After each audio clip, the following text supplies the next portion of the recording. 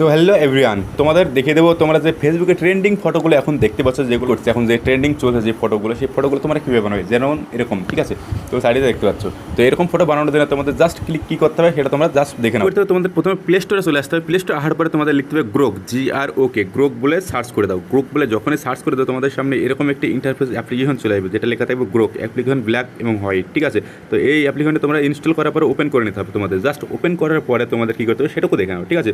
তো প্রথমত তোমাদের সাইন ইন করে দেবে, জিমেল দিয়ে হোক যাই হোক, তোমরা একটা জিমেল দিয়ে সাইন ইন করে নাও।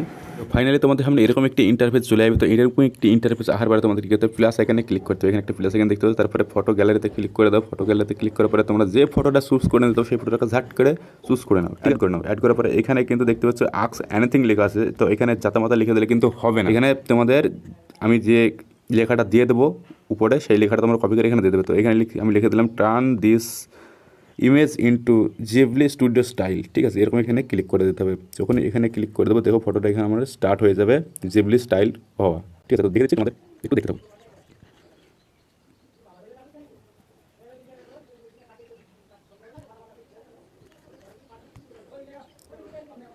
তো দেখতে পাচ্ছ এখানে ফটো কিন্তু আস্তে আস্তে ঠিকঠাক হচ্ছে, জিবলি স্টাইলিং হচ্ছে, ফাইনালি হয়ে গেছে জিবলি স্টাইলিং। তো ফটোর উপরে জাস্ট ক্লিক করে দাও, তারপরে তোমাদের সেভ বাটনে ক্লিক করতে, সেভ একটা আইকন লিখে দিচ্ছে, তো ওখানে জাস্ট ক্লিক করে দাও। যখন ক্লিক করবে তোমাদের ফটোটা গ্যালারিতে সেভ হওয়া স্টার্ট হয়ে যাবে। ওকে, তো আবার ভিডিওটা ভালো লাগলে অবশ্যই ভিডিওটাকে লাইক করে দাও অ্যান্ড ফলো করে দাও। ওকে।